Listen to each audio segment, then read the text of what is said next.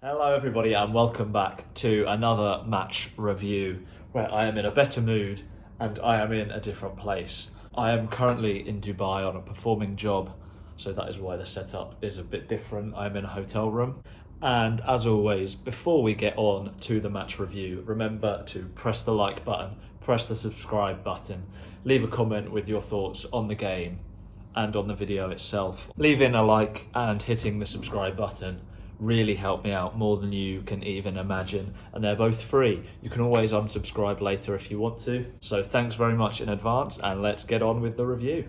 Well, first things first, we got the win, finally. We finally have our first win of the season. It's taken way too long to get to this point, but I think we can all breathe a sigh of relief now. I think if we did lose this game, there would be a lot of panic and worry. If we didn't win today, there would have been some serious questions being asked about how we didn't beat Watford and why it's taken us 7 games, I think, and still not won. But we don't need to worry about that now. We have our first 3 points. We have moved a few places up the table, and we can be calm, finally. Diego Llorente was back in the side today. He got the goal, which was a lot harder to score than it looked. He was off balance, he was in a crowded area. He did well to get his toe on it and get it into the goal. And overall, he was solid today. I was gutted for Charlie Cresswell, who missed out on starting again, as he was very good against a very strong West Ham side.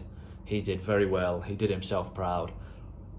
But I think Llorente's experience was needed back in the lineup, and he really helped us. He's a really good centre-back. I think him and Liam Cooper today were both decent. And here's hoping that Llorente can stay injury-free for the rest of the season, because he is probably one of, if not our best centre-back, and to have him injury-free for the rest of the season would be great for us. So we can actually have a solid centre-back pairing, which last season we didn't. I think in the end we had about 14 or 15 different pairings, which isn't going to help your defensive stability at all.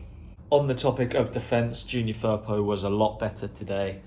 I think he's still growing into the side, into the way that we play, and he is improving with each game. I think last week against West Ham he had a little bit of a blip. He wasn't as good as he could have been. I don't think today he was as good as he could be. I think we've still got a lot more to come from him, but he was better and was also very important in securing that clean sheet. Jamie Shackleton, people that watch my videos know how much I love Jamie Shackleton. He was incredibly good at right back today. I think Luke Ayling, when he's back from injury, has a big fight on his hands, especially as he wasn't playing at his best before he got injured anyway. I think a few people pointed out, including myself, that the start of the season that he had wasn't his strongest. And when Shax did come on at right back a couple of times from the bench, he just gave us something new. He gave us that energy, he gave us that speed. And since he's been starting at right back, I've been very impressed with him. I've been glad that he's got a run of games. Bielsa really likes him. He is a very versatile player. And if I'm honest, the way things are going at the moment, I wouldn't be too annoyed if he kept his place in the side over Ayling for the near future. Dan James was very threatening today. He never stops running. He is always attacking players. He likes to run at players, and they just get scared of him because they know how quick he is and what a danger he is. And I think now he is getting more confident in the way that we play, and he is starting to show how much of a threat he can be, because he is also just providing that little bit of competition for Jack Harrison as well. He could have been getting a little too comfortable on that left-hand side, knowing that because there wasn't anyone that was going to come in and challenge for his place, especially when it was just Helder Costa there. Matthias Klick seemed to be back to his normal self today, which was good to see, as this season he, obviously with having COVID, hasn't been up to his normal self. Now, we could easily moan about how we only scored 1 when we really dominated the game from start to finish, and that we should have scored more. However, we didn't concede a goal, which is something that we have worried about this season. We got our clean sheet today, and we looked solid at the back. We got the 3 points, which is a massive step forward. So we are now into the international break with our first win under our belts and probably feeling a lot more confident than we did before the Watford game. If we didn't beat Watford, as I said earlier, there would be some serious questions being asked about how we didn't beat them. But we don't need to worry about that anymore because we got the 3 points. After the international break, the next run of games that we have are, I'd say, fairly favourable for us. First game back after the international break is against Southampton, who don't have James Ward-Prowse anymore as he is suspended. He is obviously a dangerous player anyway, but I think his set-piece ability is a major threat for them. And we haven't really been the best at defending set-pieces under Marcelo Bielsa. So to have that threat taken away can only be a good thing.